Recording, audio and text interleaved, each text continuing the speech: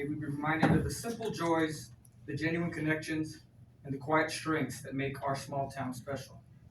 May we celebrate our local heroes, our local businesses, and our community spirit. May we work together to build a brighter future where every child can play safely and every person can live comfortably. May our words be gentle, our actions be generous, and our love for La Junta be evident in all we do. In Jesus' name we pray. Amen. Amen. If you'll stay standing for our Pledge of Allegiance. I pledge allegiance To the flag of the United States of America and to the republic for which it stands, one nation, under God, indivisible, with liberty and justice for all. Mrs. Schofield. Ramirez, Present. Velasquez, Present. Stoker, Present. Ayala. Here. Rochella. Here. Montoya. Here. Rinkoff. Here. Right. Minutes of previous meeting. I would entertain a motion. I move approval of the minutes as submitted. All right. I have a motion and a second. Any discussion? If not, I'll ask for your vote. And that passes unanimously. Unfinished business city manager search. Are we skipping citizen? Maybe. Maybe not. Yeah, no, we'll go back in order. Citizen participation, this is for non-agenda items only, 5-minute time limit per person. And anyone that wants to go, I already know that one citizen signed up ahead of time, so he can go first and everyone else can follow in line behind him. Oh, I'm gonna switch little rows down here. I see Elaine's here, you can join me. Hello everyone, my name is Jeremiah Stoker and I'm the exalted ruler of the La Junta Elks Lodge, number 701 at 119 Colorado. The Elks is a nonprofit organization where we focus on our communities, our children, and our veterans. Our main foundation that we use all our fundraising and donations is called Elks National Foundation. Our members donate money every year, and as long as we meet our Grand Exalted Rulers per capita of a certain amount of money donated throughout the year, we're eligible for a grant. So this year, our gratitude grant, we've used it for several things. We've donated food to associated charities. We've bought wheelchairs for Ark Valley Hospice. Even bought bowling balls for the youth bowling program when they got that started.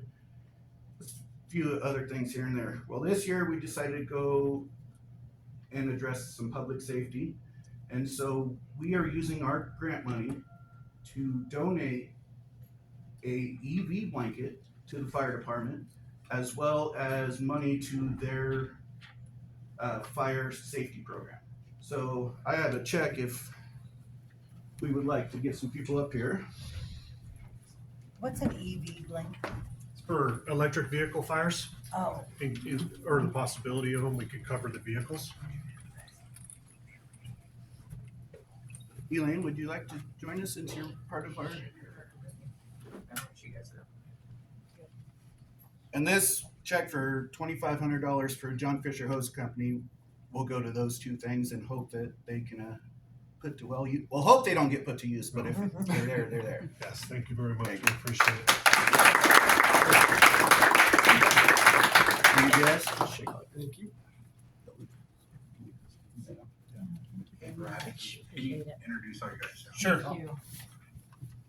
thank you. So up here tonight with us is Lieutenant Dustin Ramsey, firefighter, EMT, almost paramedic soon, hopefully, Steve Elwood, firefighter EMT Josh Mosier, and firefighter EMT Nathan Palmer. This is C shift. This is their normal 48-hour rotation that they're working. So I appreciate them coming up tonight. So. Thank you all. And my favorite group of public safety. We also, as part of that grant, decided that we would make a donation to the police canine program. The canine program is self-funded by donations mostly, so if Todd and everybody's favorite officer, Carlos. Well, no, not Carlos. Oh, the other one. Oh,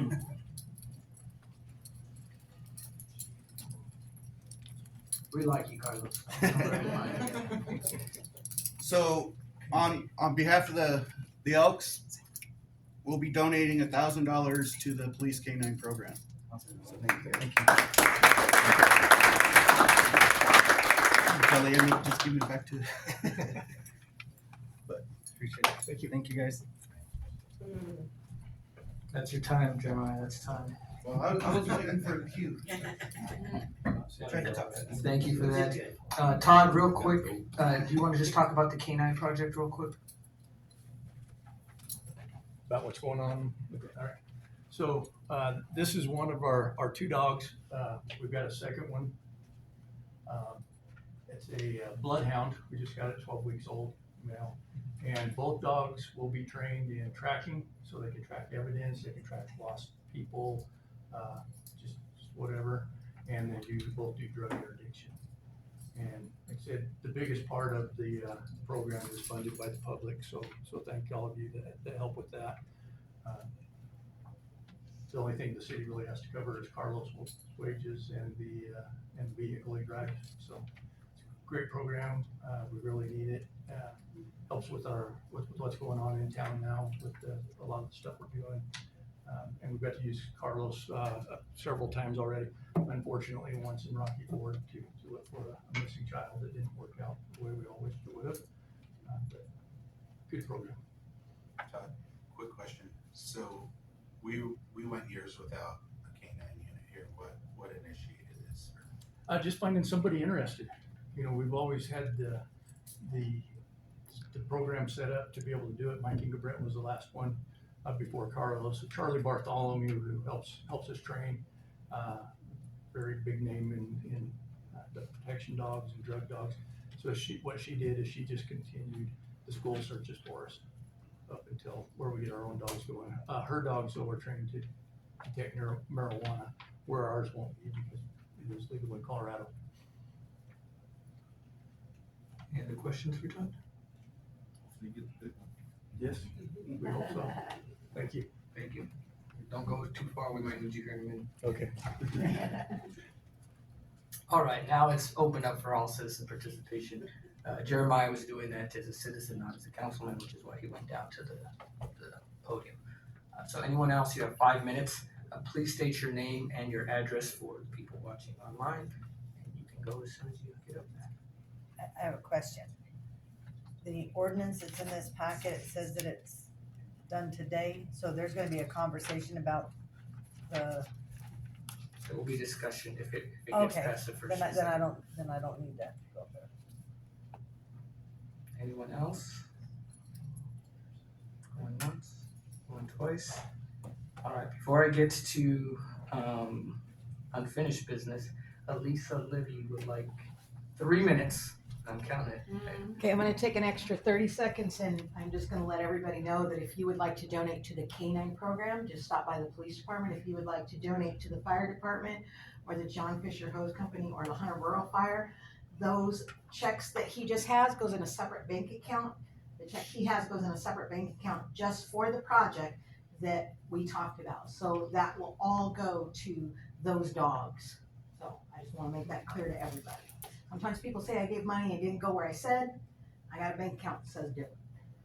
So everybody has a proposed budget. We made one.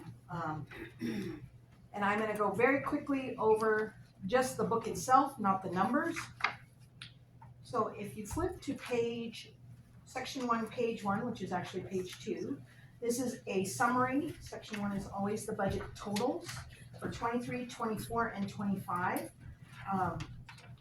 As you flip through this, you will see the comparisons of each, and you can look back at what we have done in the last 5 years for section 1. This will be available online.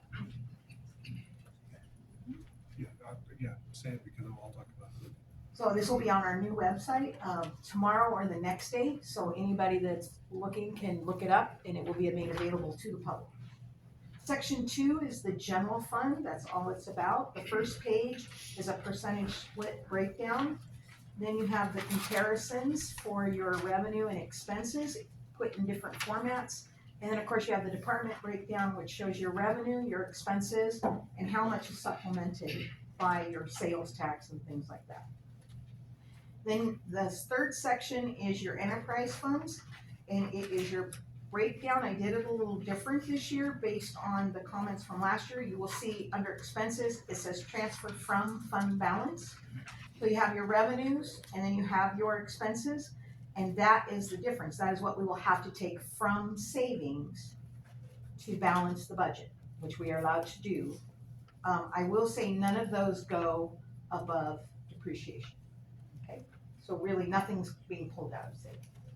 I would ask you to flip to page 6 on section 3, and you will see that transfer from fund balance is a negative, and that means we're putting money back into the fund, into savings, okay?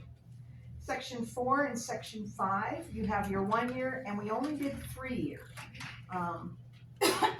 Budgeting the 5 year was getting a little bit difficult with the amount of funds that were available. So we're just gonna start with 3, when we build everything to where we need it, then we'll go back to 5, and then maybe eventually another 10. We talked about that amongst our group of supervisors and myself, made that decision. Then after that, you have all the white pages. These are each line item. Now, if you flip to the very, very back, there's a new page that you guys requested, and that is the summarized payroll.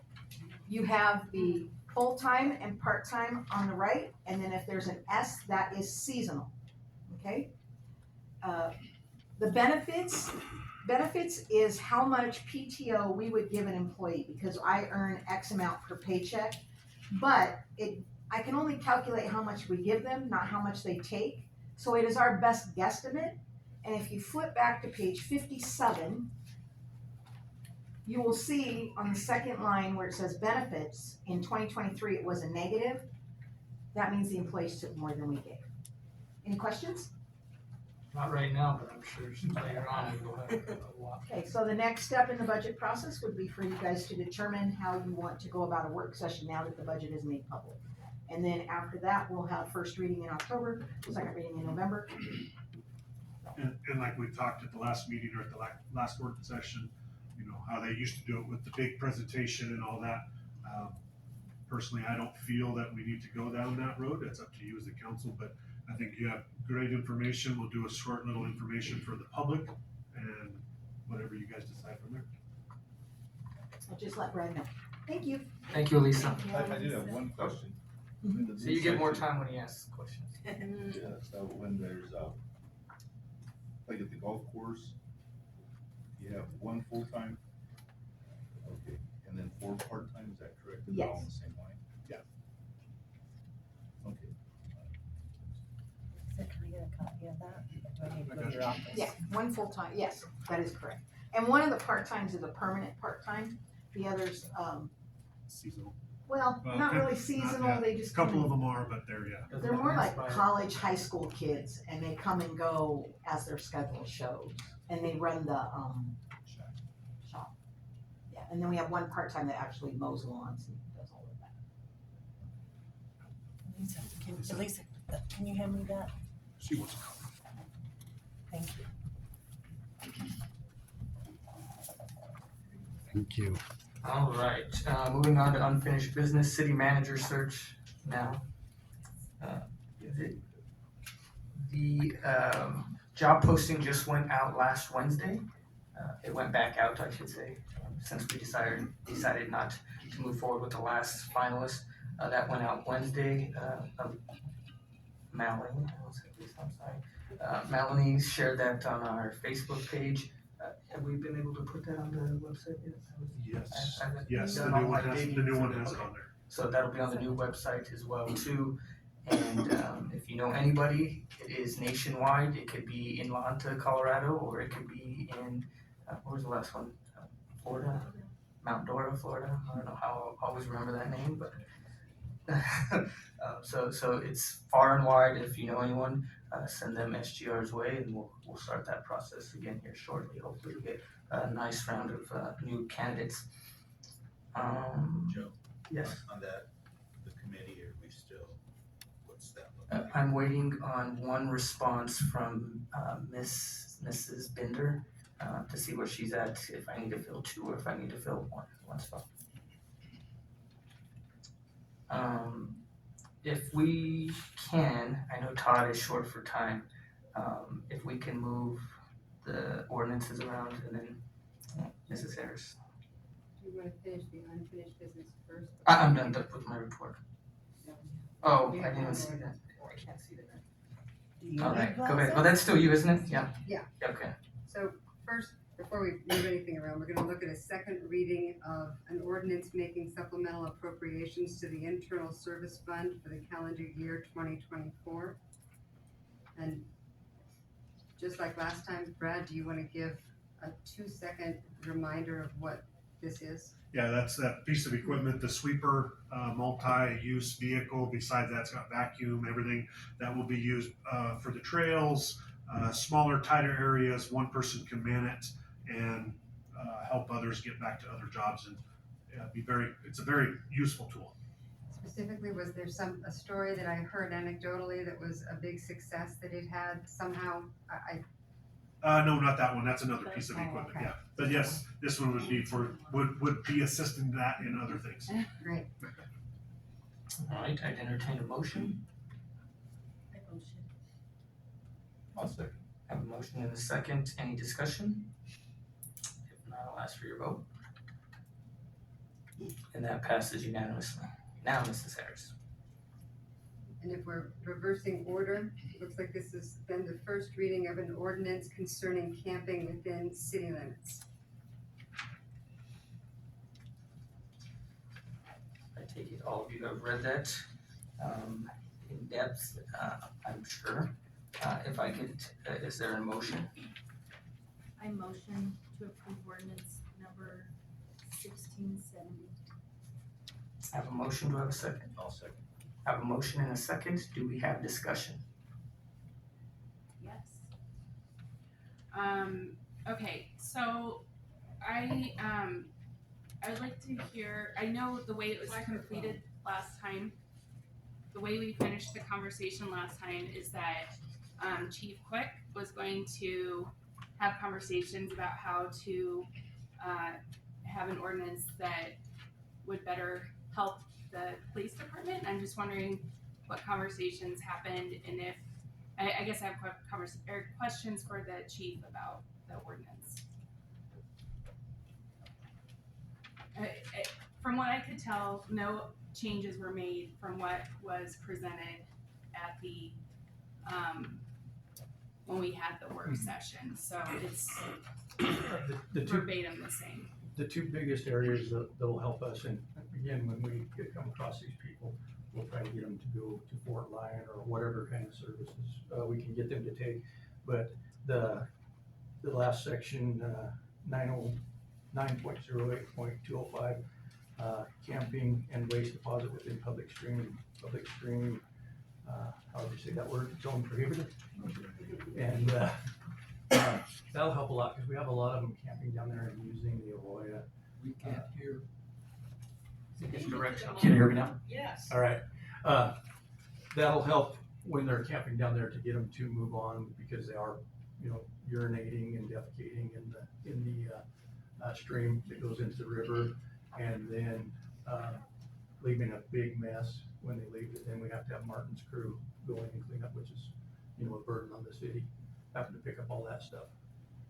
And then the very first thing is like Paul talked about at the last meeting, just us getting up there and being able to talk to them and try to talk them into those, those services, things like that, instead of them saying pack sand. Without that, they tell us to pack sand, we got nothing else, they wanna talk, we can't push the issue overboard and say, and Fort Lyon's supposed to be getting us some cards they hand out, and we'll put them to the test and see if they'll come down and talk to them like they say they will. I still can't hear. Sorry. I don't know what's the matter with this thing. I don't know what you missed. Everything. You gotta speak into it, Todd. Okay. Are you guys hearing okay? No. No one's hearing? No? I'm hearing. All right. It's on. Yeah, it's on. Can we turn it up over there a little, or? How about now? Any better? Yeah. All right, so I talked about the last section of the ordinance about the camping down by the waterways and stuff. And, you know, they're urinating, defecating in the waterways. This would be a good reason to ask them to move on somewhere else. Plus, usually when they move on, they'll leave behind just a big mess of trash and a lot of, you know, nasty things. And after that, the city, you know, street department has to go in there and clean all that up, which is, you know, a burden on them and their resources.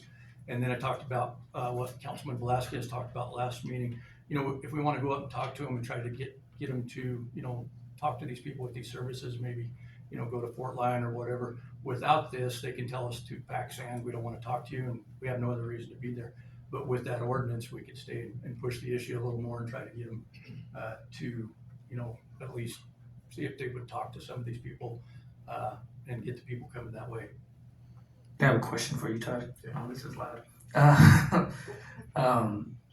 There was a report in the community that we had a person who failed to register as a sex offender.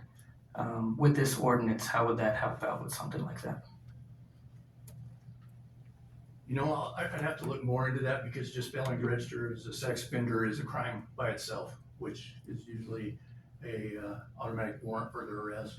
If they go to jail, have to go before a judge. So I don't know if that would. But would this let you, if they were camping and they had failed to register as a sex offender, would this let you find that out? Oh, yeah. I get where you're going. Yeah, so we could go down there, and when we contact people, we clear them to make sure they don't have any warrants or anything like that.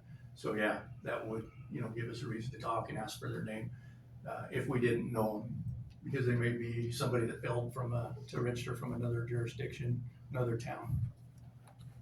And while you're on that subject, you can be registered as homeless. That is correct, and that's what it says on the paper when they come, homeless. They just have to know, like the ones that are registered in our area, when they have to re-register, they have to come in and take care of their stuff yearly, every 6 months, biannually, depends on, you know, what the court has ordered them. And then if they don't come in for that, then that's just any sex offender, not just homeless, then we issue a warrant for their arrest for not complying. I guess I'm misunderstanding. I thought from the conversations we've had that you, the procedure now was still to approach people, ask if they needed assistance, offer resources, buy them a bus ticket if they had a place to go, if there was family or friends that could receive them and help them. It is this ordinance, it allows you to ask for identification and ask for a name, Yes, and now you can't do that. we can ask, but if they don't comply, then we're done from And there. if they don't comply with this ordinance, what happens? Then we could push it because we have an ordinance, and, you know, detain them. There's not a penalty, no jail time, but we could dig more into it and try to get them to at least comply. Does with the- detain mean arrest? No, or what? that doesn't mean cuffs or anything, Okay. just, you know, not have them move on until we're finished with our investigation there. Okay. And we've talked about, currently, the people who seem to be moving from downtown are moving across the street, to other parts of, that are outside the city limits, but in the county. And I'm assuming they're creating the same issues with litter and urinating and defecating and causing the same issues. I would have to assume that too. The sheriff hasn't mentioned anything in our meetings, but if that's where they're going, they would more than likely be doing the same thing. Okay. I fundamentally, I'm concerned that we're not solving anything. I am not pro people sleeping in the arroyo. Just for the record, I am not pro people urinating or defecating in the arroyo. I am not pro any of the behaviors that we've had people come and talk about. But I am pro not passing the buck onto a different jurisdiction. And other municipalities that are passing similar camping bans are very transparent that they are absolutely fine with making a law that moves them out of the city, and it's not their problem once they move to the county, and that is not the kind of neighbor that I want to be.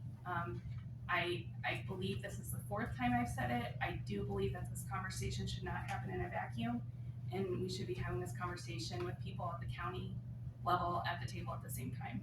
And I feel like we're doing an injustice to our neighbors, and we're creating a bigger problem across the street.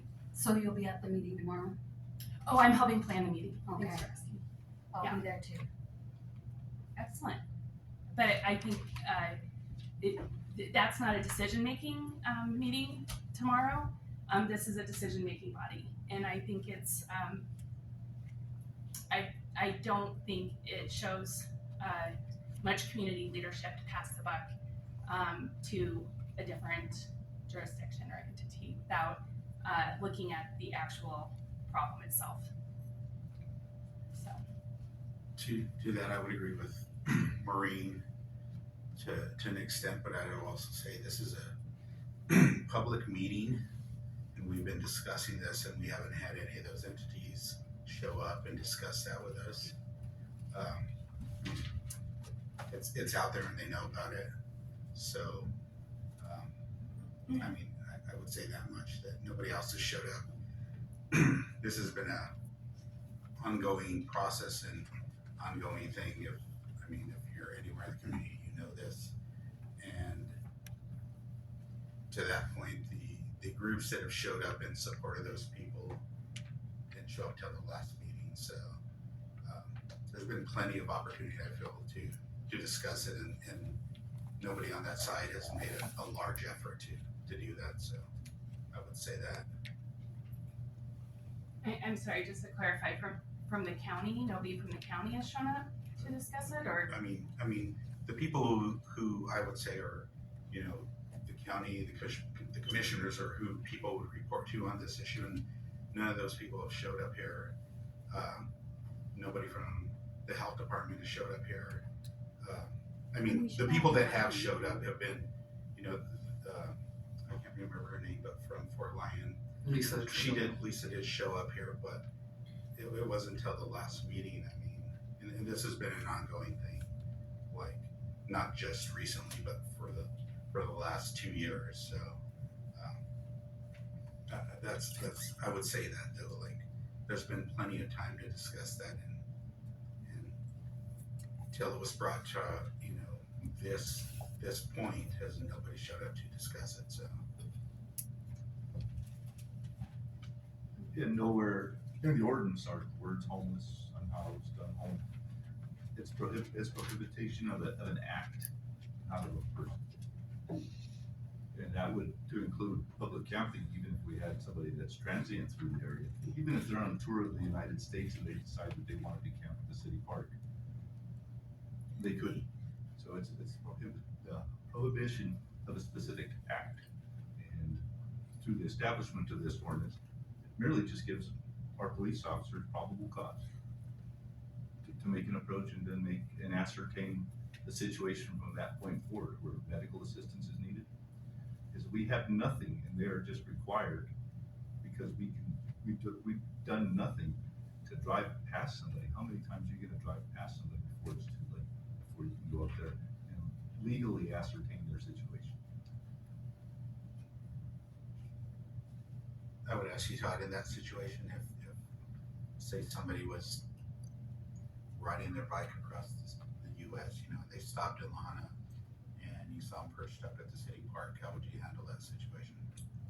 Because there is an ordinance in City Park where there's no camping after a certain time, we would have to go explain that to them and, offer them, if you could move on to somewhere else, talk about where maybe they could.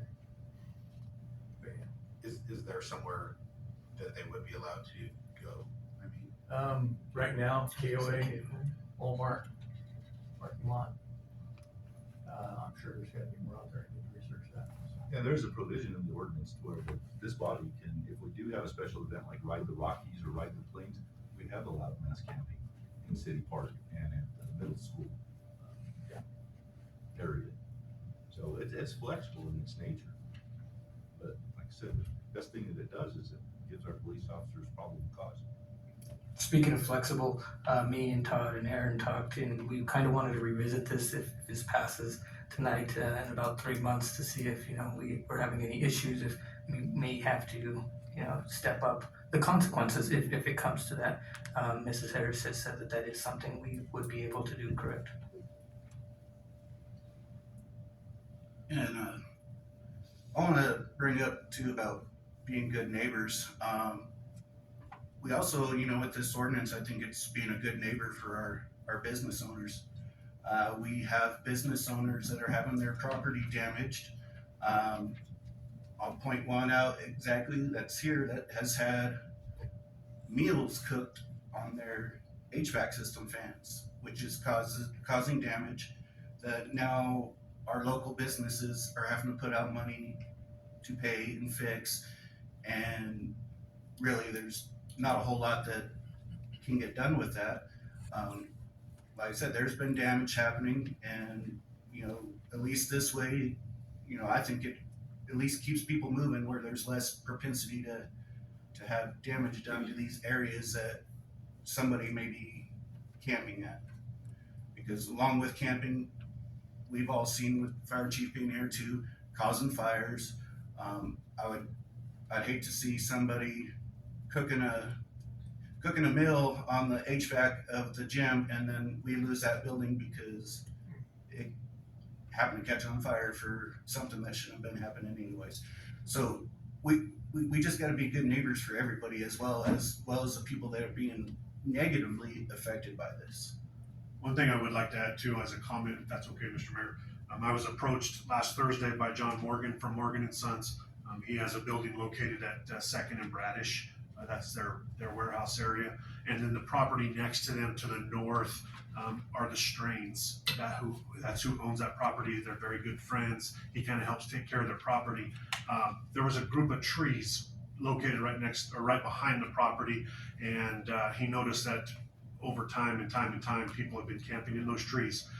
He paid money out of his own pocket with permission. He tried to get a hold of the family and finally did, apparently, and paid $350 out of his own pocket to get those trees cut down and removed because, one, the people were camping back there, two, they kept trying to break into the property right there. So he took it amongst himself to get that cleaned up and keep the weeds mowed down and everything now too. But he just wanted to stop by and let us know that he was doing that, trying to hopefully get other people to help out as well. So that was the information I told him I would pass on, and he was fine with me passing that on.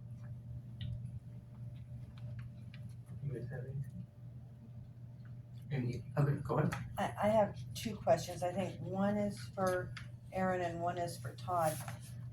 In the ordinance, it talks about public property, city property. I was gonna repeat it, but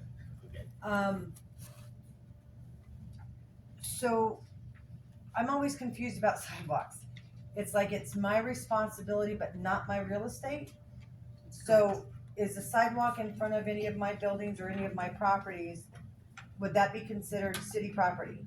do you want to restate the question and just for everyone watching? Okay, so the question is, and the question points out a challenge around sidewalks.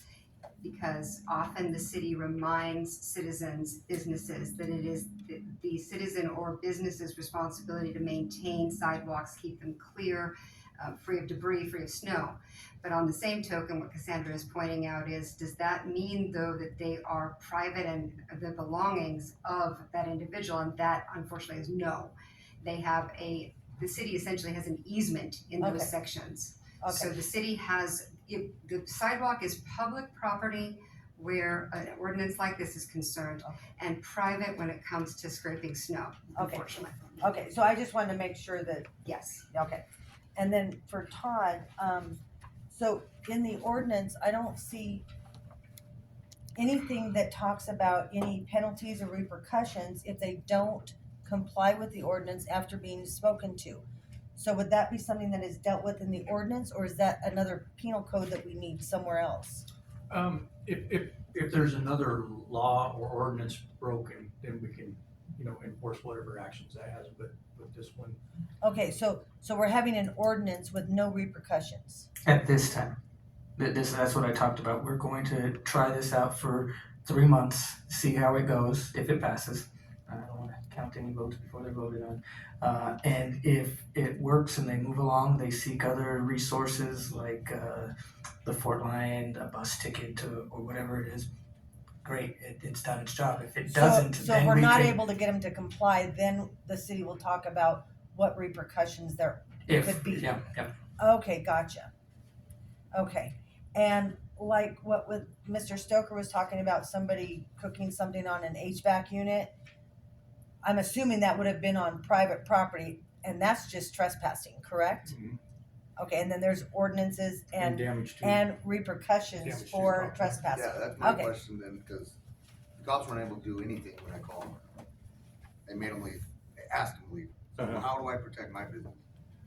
I get it every day out of Safeway. They come Safeway, get in the trash, dump it all over my lot. So the easiest way, Tim, for you is to trespass them and let us know, and to come back, say, I trespassed this guy, just write down the date and time you did, and we'll trespass them off the place. Okay. But you got to do it first. Well, I did. They Yeah. told me they couldn't do anything. Okay, meet with me later. Okay. We'll find out what went on. Well, in his case, he could post members only since it's. Yeah. It's not a public business, yeah, Yeah, you technically, could post but members only. what does that keep them off of the sidewalks onto all my property? I don't know if a sign would do anything. Yeah, that's what, yeah. I mean, if they're over in like your heating unit, I guess would be right up next to you. Yeah, that's what I'm saying, like the ordinance with, they're on my lot with a bag, is that considered camping? What's considered camping? I guess That's a good question. I would, it's in the ordinance. I would go back to But the. this is private property, Yeah, correct? private. Yeah, the So this camping's about ordinance has public. nothing to do with private Yeah, property. go back to the trespass. And that's a good And the trespass comes into yours. Yeah, but they don't have nothing, so what are you gonna take them to court and they're not gonna show up and then And it's I'm gonna just start coming, over again? exactly. That's what they told me, that I've done it 3 times now. I'm spending $3,000 covering a stairwell because they're living down there and the city can't do nothing. So how does this ordinance help us business owners? Sounds like we need to have another work session to discuss the role of private property in addressing the issue of homelessness in La Junta. And my other question is, most of these people already came from a self-help. Probably 90% of them came from Southeast, Rosada, Fort Lyon. The bus drops them off at Safeway and they just scatter through town. So why are we trying to give them a cart back to where they already got kicked out of? Doesn't make no sense. You should go to the meeting tomorrow. Is there a way to visit the trespass laws in La Junta and the repercussions for those? Sounds like a There vote are- for a work session on the private property implications of homelessness in La Junta. Well, If it's no, not county, necessarily homelessness, just trespassing. if it's county trespass, that's it. Go through the county system, and that's. No, but he's inside city limits, so I'm talking about like, what are the laws with trespassing inside city limits of La Junta? Right, so it's covered under the state, which is in county court, so we can go that route instead of municipal trespass. So a police officer in La Junta would write a summons into county Yeah. court for that. Okay, And who determines camping on private property is the private property owner. They don't have to set up a tent, they can lay down anywhere on your property, you can dictate that's camping, it's not allowed, you're trespassing, that's it. As a private property owner, you have infinite more power than the city does over your own property. yeah. And I understand that your conundrum of, well, that sounds great coming from up here and signs sound great, but once it gets to county court, it's going to be a fine, and that's not gonna be collected, they're gonna be off somewhere else with a warrant probably. The county can also offer useful public service though, which can be used in lieu of fines. And the city at this time does not use useful public service as a consequence. So some of that alternative is available through the county and state judicial that we don't have municipally. Okay, so if somebody trespasses onto my property and they don't just accidentally walk in there, I call the police, then it would be a county summons. The police would come, but Okay, They could do Let me- county or, go ahead. one of us needs to explain this. Just because there is a municipal code doesn't mean that state law doesn't apply within the city. The city, as a home rule city, is allowed to have its own rules on top of whatever is disallowed by criminal law for the whole state. So when we talk about using county court, we're really talking about the statewide judicial system, and the county court is one of the courts among those. You have small claims court where no attorneys are allowed, usually small issues are brought to bear there. County court is next, and then district court. So when we're talking about that, we're not discussing something that would be handled by the sheriff because it's outside of the city limits. We're instead talking about a jurisdictional difference. Anything that happens within the city can still be prosecuted in the regular judicial system. And so what can be difficult to understand is the municipal code allows us to have special laws only for the city of La Junta that are then where the consequences are borne by going to municipal court. Otherwise, though, all of the laws of the state of Colorado still apply in Colorado, or in La Junta rather. And in that, if you trespass, there are state laws against trespass that would be enforced by the local PD, and then you would go to county court in front of Judge Culver to manage those. So the city of La Junta hasn't made anything stricter than what the state That's has? correct. Okay. So if somebody trespasses onto my property, I call the police, you come out, then you can give them a summons to go to court, county Yes. court. Okay. What we usually ask though is the first time that you trespass in front of us, say you're trespassing from this property, don't come back. And then if they come back, then we write them into county on that. Okay. And That if they just get makes it clear. belligerent with me the first time I say, this is You private call us. property, you need to go, Yeah, and they get disorderly. belligerent, then I don't have to do a second time around, right? Right, just that could Okay. be disorderly depending on, Okay. what is said, so. So Todd, let me ask you, in that situation where you confront somebody who's trespassing, if they don't comply or they don't give the information, because if you don't have any information on them and then they come back a second time, how do you track that? We usually, we'll just take them into custody if they won't give us, who they are. Go down to the police department, state patrol has, fingerprint scanners, so that's an option. Sometimes another officer will have dealt with them at another time and know who they are, so we can usually get it figured out unless they're just somebody that has just come into town. So Tim's situation, like, it appears that didn't happen, but we'll take care of this, Yeah. obviously. And I would just stay on top of that, Tim, and then, if it's not working for you, come back here and we'll see what we can do. Yeah, that sounds like more of a, Yeah, me and Tim need to talk. not to say that that's wrong, but Right. just get more clarification, not with him, but all the business owners downtown. I noticed you Yeah. guys have been putting the door hangers out, doing business checks and stuff like that, so. Yep. Just expanding on that. Yeah, they can call, ask another officer to come down if we do the business check in the evening when they're closed.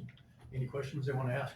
Are you seeing a certain time, Mr. Jacob, that this is happening, or is it just all random? Yeah, it's pretty random. I mean, Friday, Saturday night, pretty bad, and then pretty much whenever Safeway dumps their trash late morning. It's like they know. You have it on camera, Tim? I mean, I can put another camera, like, that's what I'm saying, that's what they told me, put a fence around it, they're like, yeah, just keep spending money, I'm like, Yeah, I understand. you know, so. I don't have a camera on that door, Tim. Any other discussion? Just all of the issues that have come up, I do just really feel like we are criminalizing the wrong behavior with this ordinance that's before us on camping. And yes, I hear what you're saying, that it's not it doesn't state that it is targeting homelessness, it's targeting camping. Well, the only reason someone would be sleeping outside on the sidewalk in a public place is because they're seeking safety. They don't have anywhere else to go. It's That's not most true. likely that. That's not true. 100% accurate. Well, go ahead. Sounds like you know more than I do. Go ahead. Well, I mean, they could still have a place to go, we have local bars, and I've seen people intoxicated that have had homes, and they may be sleeping on the sidewalk or on a bench. That doesn't mean they're homeless. Okay, what do we do in that situation now if you see a local guy or gal who's had too much to drink and has stumbled onto a bench in the park that has already been closed since 10 o'clock at night? What would you do? We would contact them and then take them over to the rack to sober up. Okay, if it was and a how sidewalk? does this What's impact? What if it was just a sidewalk, not a park that was closed? If it's just sidewalks, same thing, just because they're intoxicated.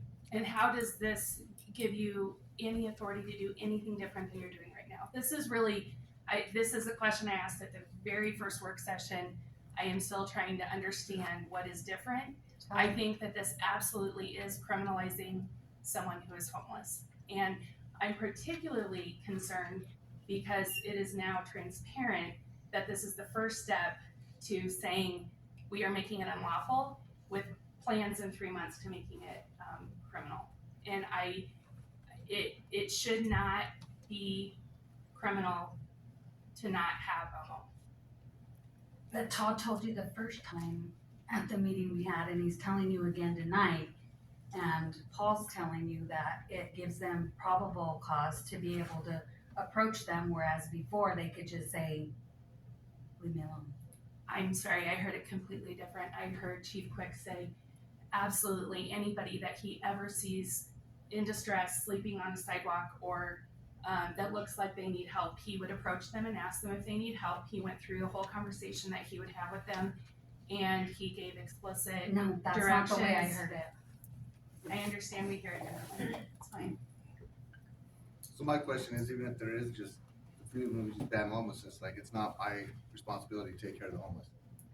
I'm the one paying the bill every month. I'm the one with the businesses. I'm the one that's being affected every month. Why is it anybody's responsibility to take care of the homeless? I strongly encourage that we have a work session that talks about what the city will do with business and private property owners. I have suggested 2 other times that we need a guidebook that says this is what we can do, this is what we can't do. If this is happening, this is what you should do.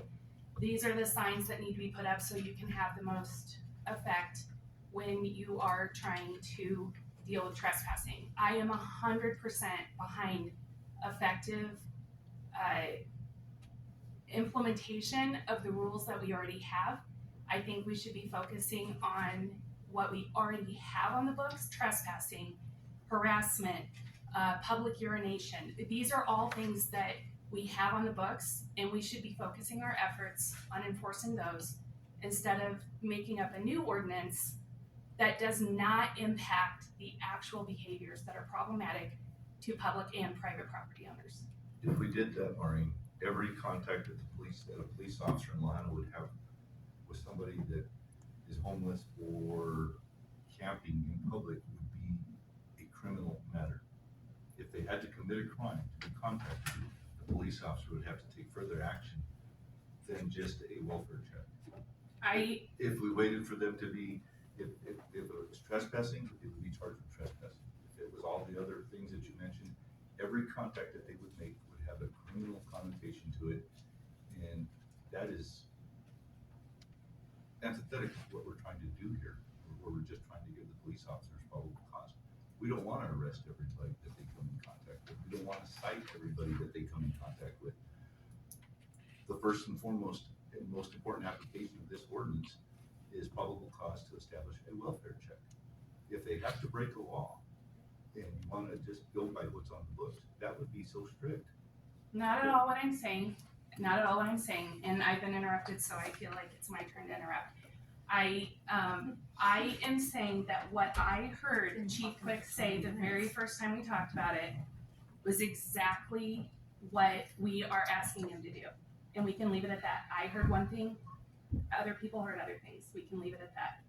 And I would like to understand speak he's up already too said if she's that. done. I just feel like the conversation is going on and we just should make a decision, and tomorrow she's having a meeting. Do you want to announce your meeting at the end of the I meeting? have the motion on the table. I'd like to call for the question. Right. We've had a motion, we've had a second.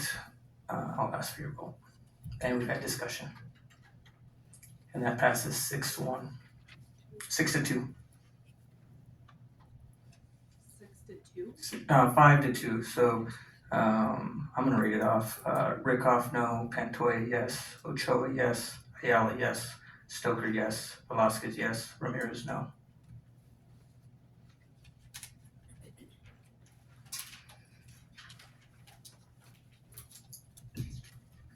Thank you, Mr. Quick. If you want to get with Tim too. Absolutely. Are we gonna continue in reverse order, or are we gonna go back? to the Mrs. top? Harris is now in control I was of gonna how go she back wants to the to. top, I thought. So this is, the next things on the agenda are all relating to annexation of property regarding the space that is owned by the citizens. I wanted to clarify before we go forward because it sounds, if you're not familiar with what we're doing, it looks like we're doing the same thing 3 times, and we're not. So the first one, let me read it first. A resolution concerning the annexation filed by Pamela Sisson. So the annexation was approved by the planning commission, so it comes back to us and we bless it, if you do, with a resolution saying that you agree that this should go on, if you choose to. Do I have a motion? I'll move approval. I have a motion. Do I have a second? I'll say. I have a motion and a second. Any other discussion? If not, I'll ask for your vote. That passes unanimously. I don't have to do math. All right. Next then is a first reading of an ordinance concerning an annexation for property owned by Pamela Sisson. The reason this sounds similar is now we're making a law within the city that says that we're going to be redrawing the map and making this property part of the city and not the county. So that's what this part is. Do I have a motion? I have a motion. Do I have a second? I'll second. I have a motion and a second. Any discussion? If not, I'll ask for your vote. And that passes unanimously. Next, we also have another first reading of an ordinance amending ordinance number 1242, the zoning ordinance of the city of La Junta, concerning an application for annexation by Pamela Sisson. This one amends the zoning ordinance to include this piece of property within it. So the city already has a zoning ordinance, and this is proffering to change that just slightly to encompass this additional piece of property. Do I have a motion? Motion. We're all seconds. I have a motion and a second. Any discussion? If not, I'll ask for your vote. And that passes unanimously. Now you're done. All right, committee and board reports. Senior Center meeting this Thursday. I had a urban renewal meeting. There was some talk about expanding the urban renewal. Did we put that out yet? Okay, we're gonna be looking for 2 more members, no? Not at this time because bylaws won't allow it. We have as many as the bylaws will allow on the board right now. I guess we won't then. Was that after the fact that we found it out? Yeah, well, we won't have that up on the website after all. But we do have a nice new website. Do you wanna give a brief update about the Plaza building, Nancy? Well, At the mic, please. I'm sorry, Adrian. You have to just go around. I normally would give it, but I have Nancy here and it's just better if she gives does the. that mean I can't come to any more meetings? Well, not if you don't want to talk. I don't like to talk. We are being told now that the plaza building should be done by the end of the year or the end of January. So the end is in sight.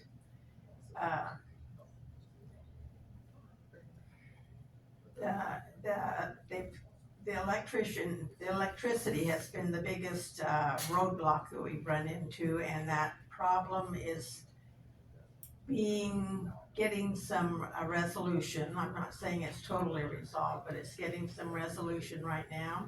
As soon as the electricity is totally done, they're gonna be able to put up the drywall and the tin ceilings and the lights and put down the floor and put in the kitchen, and we'll be done. So, we can't wait. How long has that been? 7 years. Wow. So, and it's really going to be a jewel for Lahana.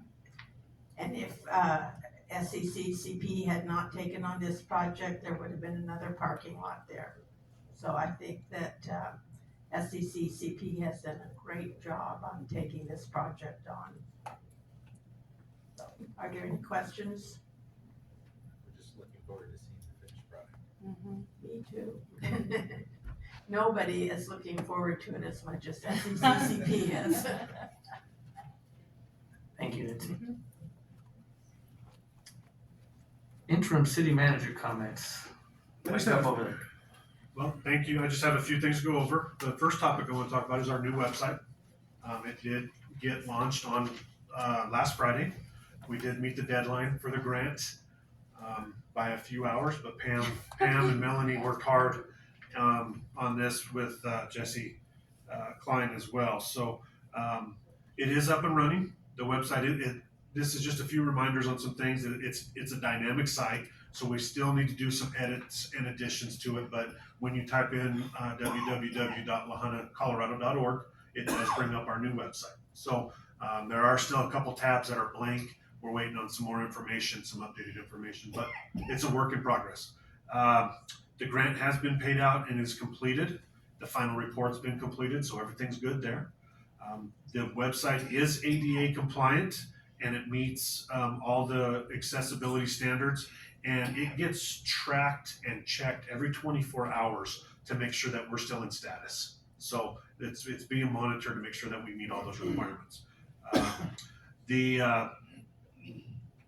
The project team, the city manager, myself, city clerk, and director of tourism and economic development, we will now work on a plan to finalize the sustainability of Triad's going to maintain the maintenance of it and stuff, and then we will start picking people and training them how to upload documents, minutes, things like that right after the meeting. Melanie and I have talked about her number 2 person helping us out and being able to take care of this. So we'll be more timely mannered of getting things updated on there. So we're really looking forward to it. Like I said, be patient with us a little bit, but it is a work in process, but it's up and running and we're on the right track. So very happy to report that. A couple other little things that are going around. You've seen a lot of work around Safeway and the light plant with the electric crews. They were trying to update or getting those updated switches in so they can maintain things, switch transformers over to the Gardner substation. That's now been completed. Those guys worked hard and put a lot of time in, and I want to thank them for making sure that they're always checking, making sure our electricity and our amperage is good, and so we're not losing power as much. So they worked hard there. Parks and Recreation, we have football and volleyball started. Practices have started and everything. Games start mid-September, so it's a couple weeks away. So that's a good thing. They got some good things going on there. Over at the library, the kids program starts up again this month after school and Friday evenings and things like that. So they've got, or during Fridays, they have some events planned. Street Department, I do want to update on this. Our park over at Brick and Tile, our bridge process. It is starting to be worked on again. TLM started that a couple days ago last week, starting to clean up. We got final okay on the new caisson pillars to be put in and everything. So work is on progress there. And talking to those guys over at TLM, they're shooting for the end of this month of being done with it.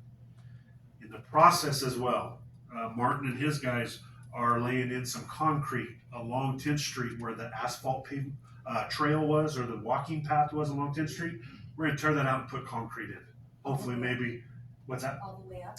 Well, we're not going to be able to go all the way up right now. We're going to be able to go, they're going to start right now. They're going to go to where the access is.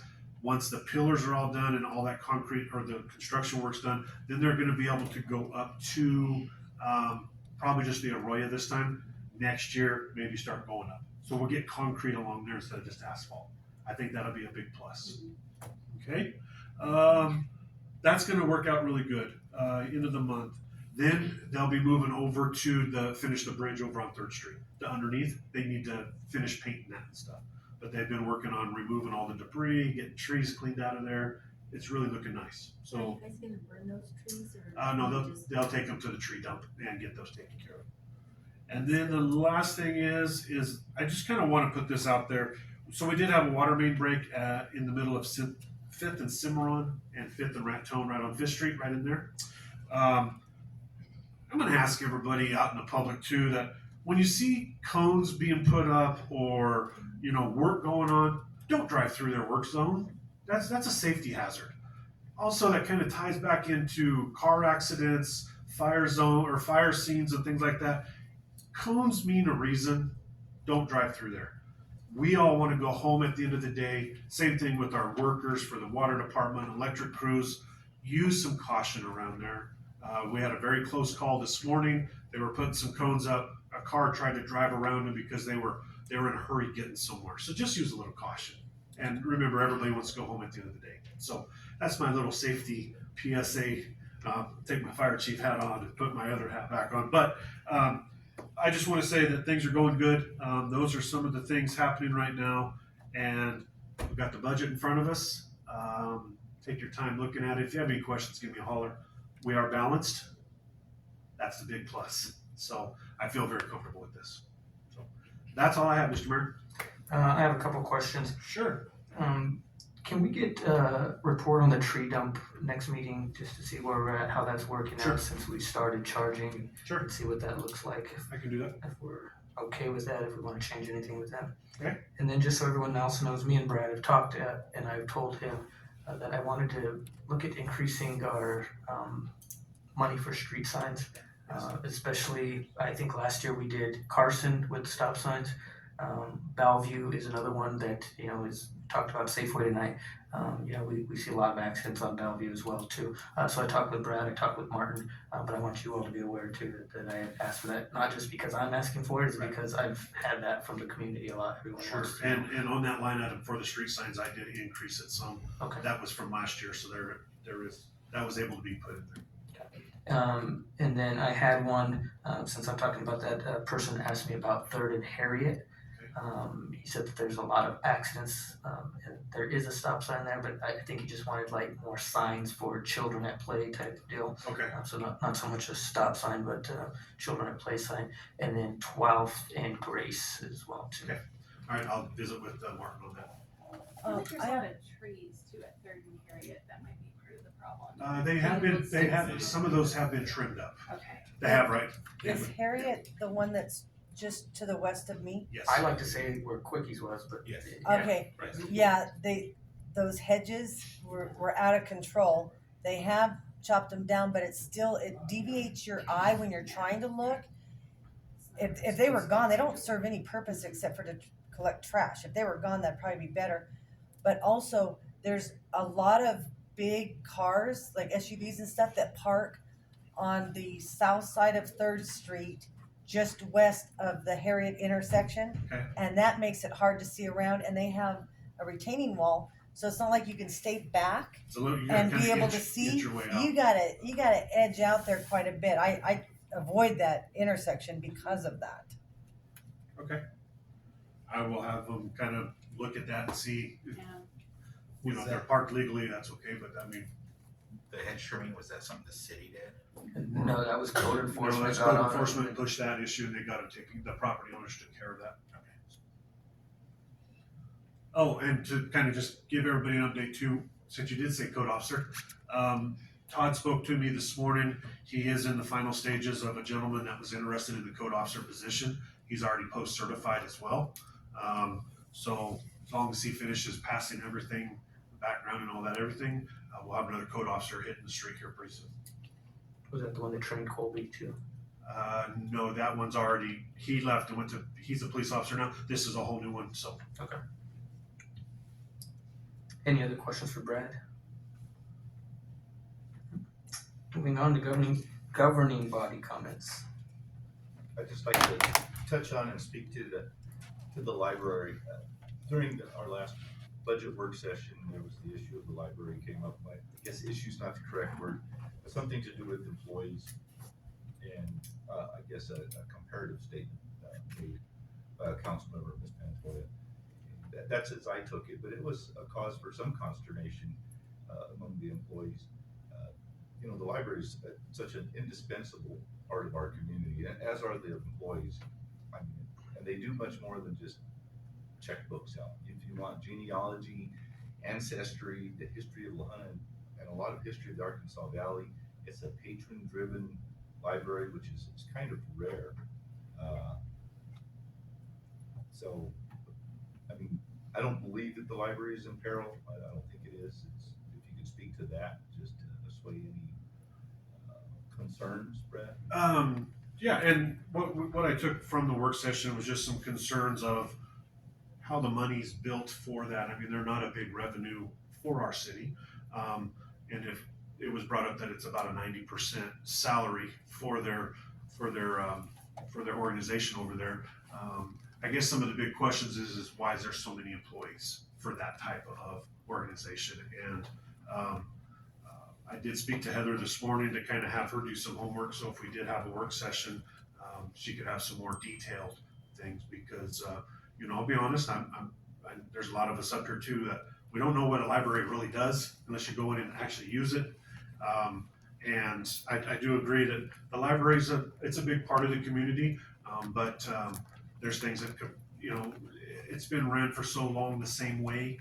Is there a different streamway? Is there a different streamline of running it? Maybe there's a possibility, but that's some of the things that I've been trying to look at as well and talk to Heather about of you know, scheduling wise.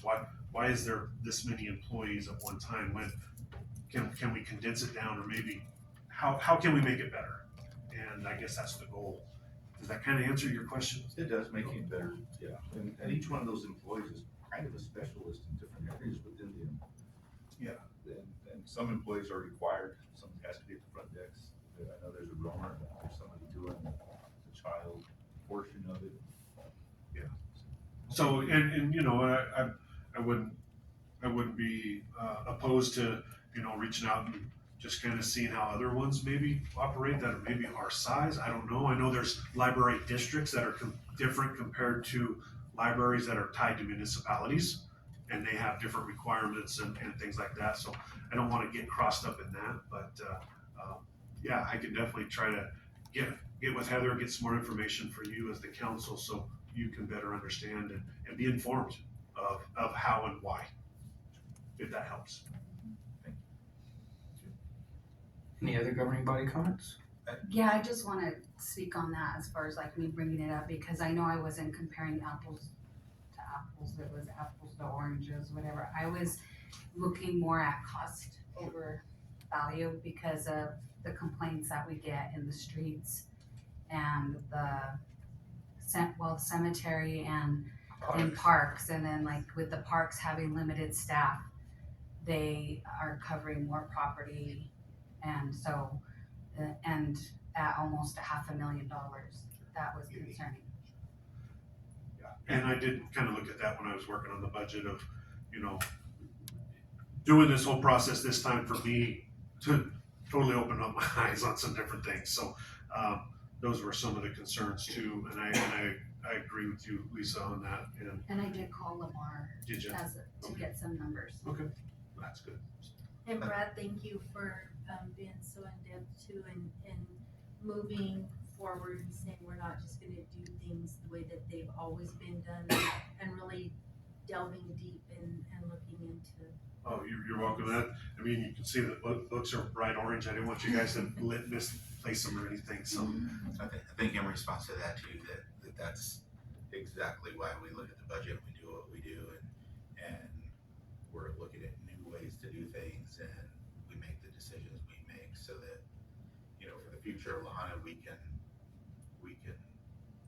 have more money in our budget and be able to provide for those departments that really need the money, you know, so.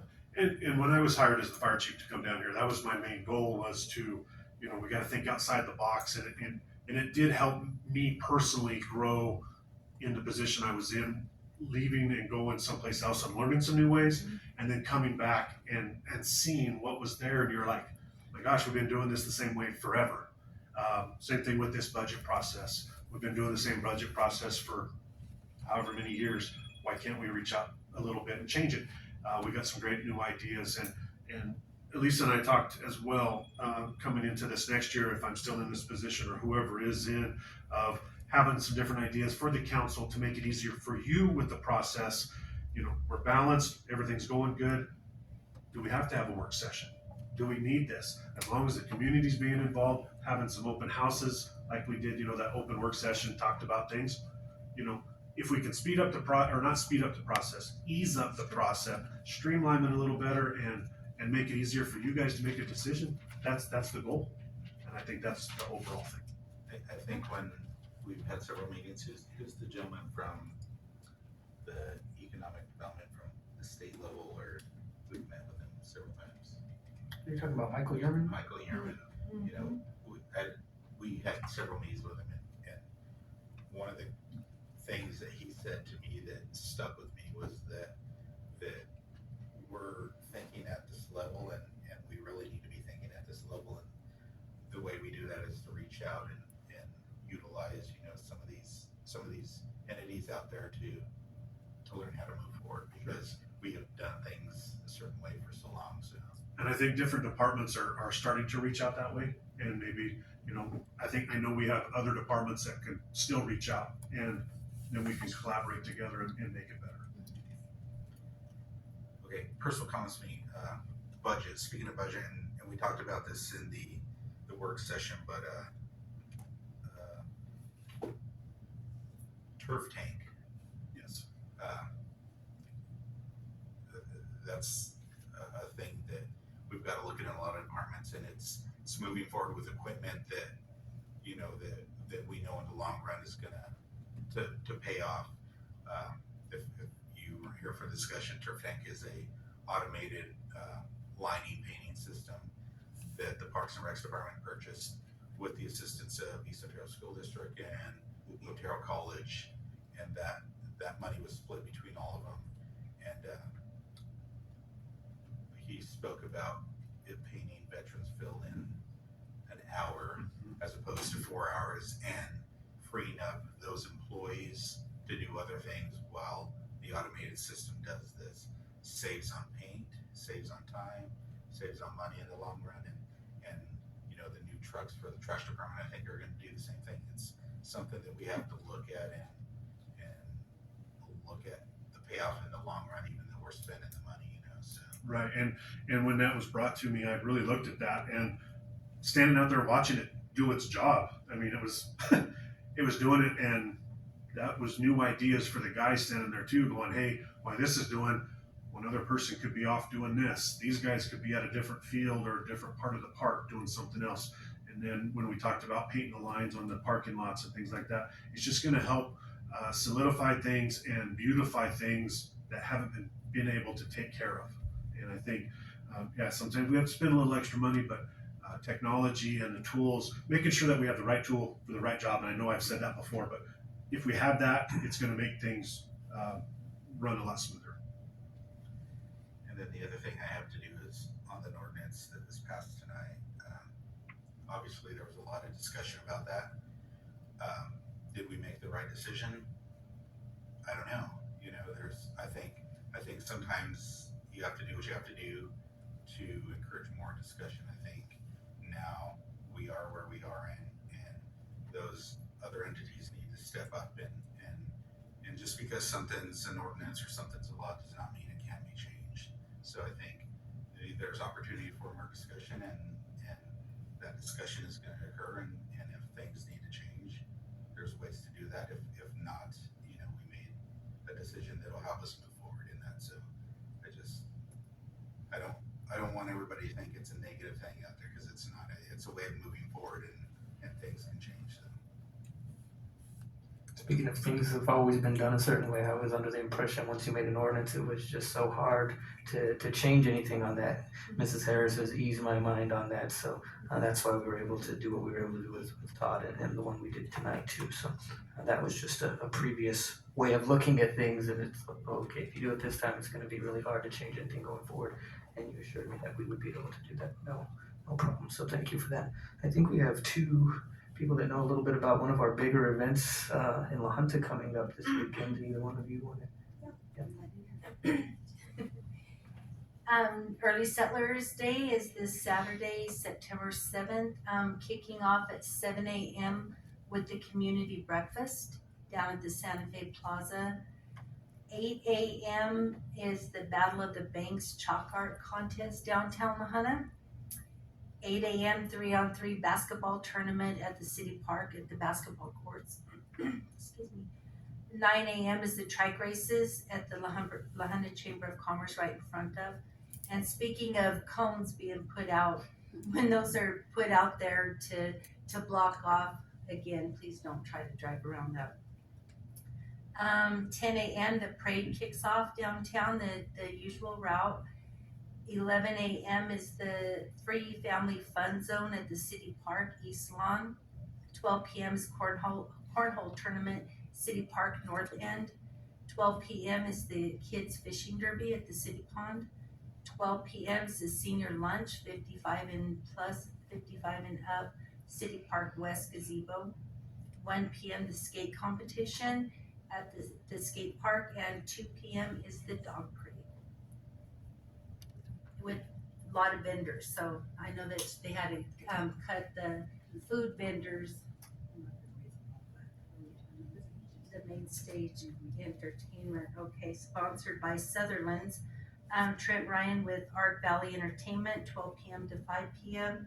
And they will be having performances all throughout the 5 hours that they'll be doing that, 5-6 hours. So the Shari Indian dancers, there's gonna be a jalapeno eating contest and lots of local performances down there. So come and stay and have a good time. You performing, Brett? No, I'm gonna drive the fire truck. That's my performance for the day. Yeah, you make sure you're careful with that fire truck, because I know who's in front of you. All right. I got another thing, sorry. I got a complaint today, and then I did a drive-by, but I drove by the back of Safeway today, and the back end of that store is a mess. Yeah, I did pop in and I talked to one of the managers, and they are supposed to be calling the district manager. I've told them I'm not done pushing this issue, so I'll stay on top of that. Well, if you're talking to them, I'd say the side has some weeds and the whole block is. Yeah, in total, there's a bunch back there, but I think the biggest issue is the dumpsters, and I don't know if they had something to contain that would probably eliminate a lot of that, I was in the mountains this week and I saw a nice bear cage around some dumpsters. That might work too. So. I know where to order those now. That's right. You know, in all seriousness, the trash from Safeway, it affects a lot of our city. So we think, just like Mr. Jacob here, right. But Damon has found trash over by the sign shop. We found it all the way down by the Elks and things like that before. Yeah, so I pick up donuts like once a week. I will. We'll make this a number one priority this week to make sure we try to get something moving over there, not only for the local businesses but for everybody else as well. Any other governing body comments? I have a couple of things. The budget process, I just want to chime in. The piece that I was particularly impressed with, Brad, was working with how to make employees, if not whole, at least recognize what they do for the city. And I appreciate your creativity on looking at holidays and potential flex scheduling and 4-day work weeks. The concept of a 4-day work week coming down, moving here, I think with schools the way they are, I appreciate you thinking outside the box.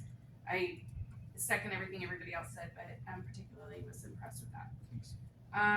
There is a forum tomorrow, community discussion, homelessness in the Arkansas Valley. It'll be on the Otero campus in the Rizzuto Banquet Room. It is scheduled to be from 2 to 3, and everyone is widely invited to that. It's out on Facebook. There's lots of places to ask any questions, but encourage everyone to come to that. Before our next meeting on Friday, September 13th, the college is having the second annual HSI Fest. Otero College is a Hispanic serving institution, and lots of us who work there have been committed to how do we actualize being an HSI and not just have it printed on our stationery. And last year we made, I think, great strides having a community event. It'll be this next week, Friday the 13th at the high school from 3 to 8. It coincides with the men's and women's both have soccer games, and we have activities and festivities and food trucks and bands and music, and really just encourage everyone in the community to come and celebrate Otero and the role of an HSI in our community. So, and then my last question is, it is a sincere question, wanting to know the process, how a council person goes about getting a work session scheduled on a particular topic.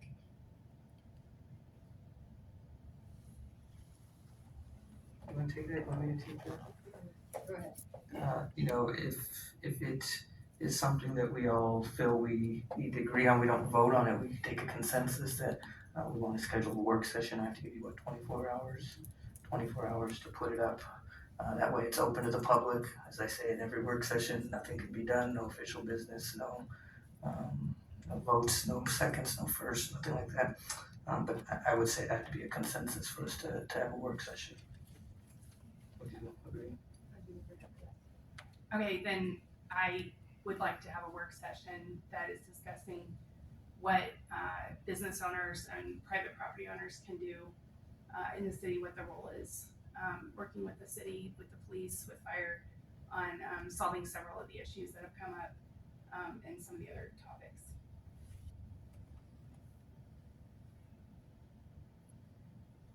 So what is the process from here? Does anyone else feel? I mean, we have a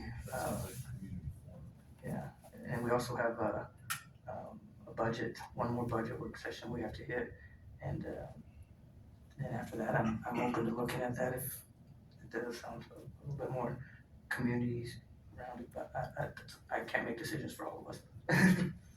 That sounds like what. I don't think your mic's on, Paul. Oh, sorry. That sounds like when Chief Quick had the people interested in the neighborhood watch program meet at the senior center. Is that kind of what you were aiming for? No, I'm talking about having a discussion that a lot of the concerns that have repeatedly been brought up are from business owners and private property owners about what's happening in downtown. So I would like to propose that we have a city council work session where we talk with business owners and private property owners about their concerns with the way ordinances are or are not being enforced in the city of Lahana.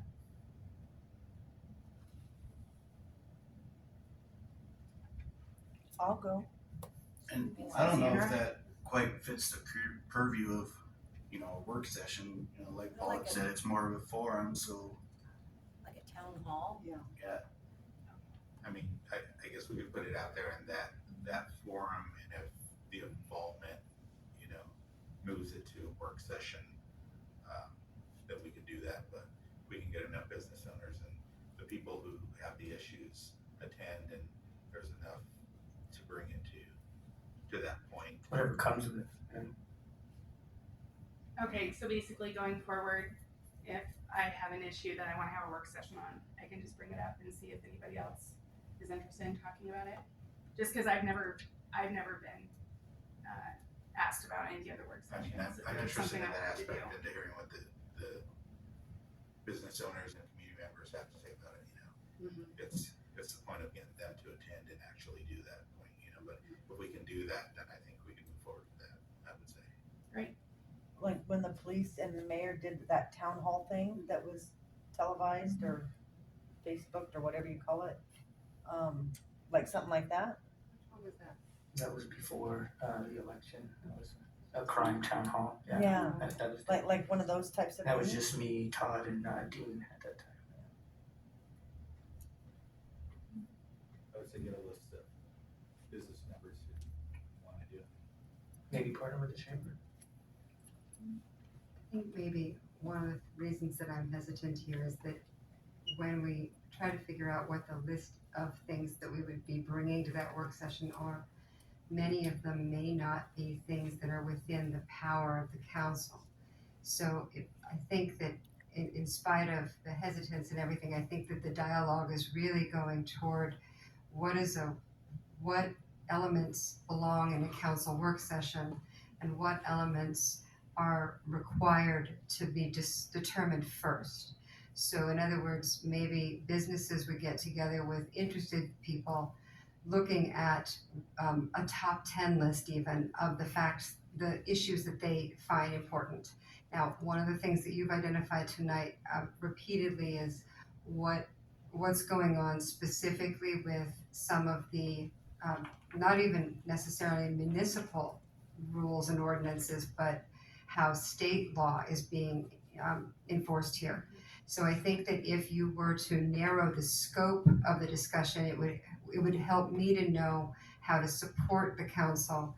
Because right now, some of the questions you have posed are talking about what do other area business leaders need.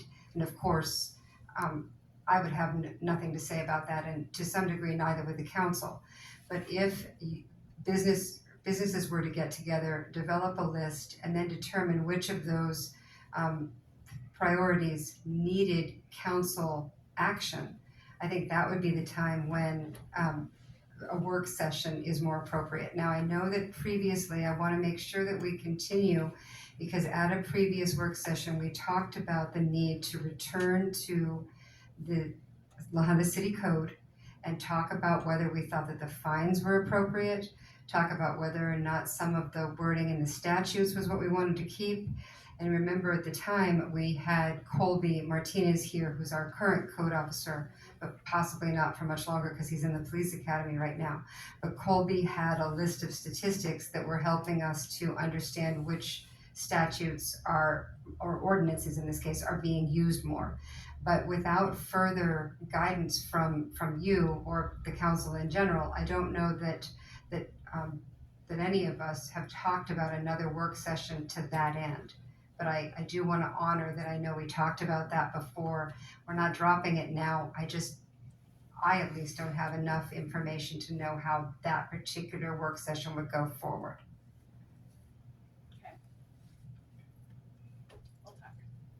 Any other governing body comments?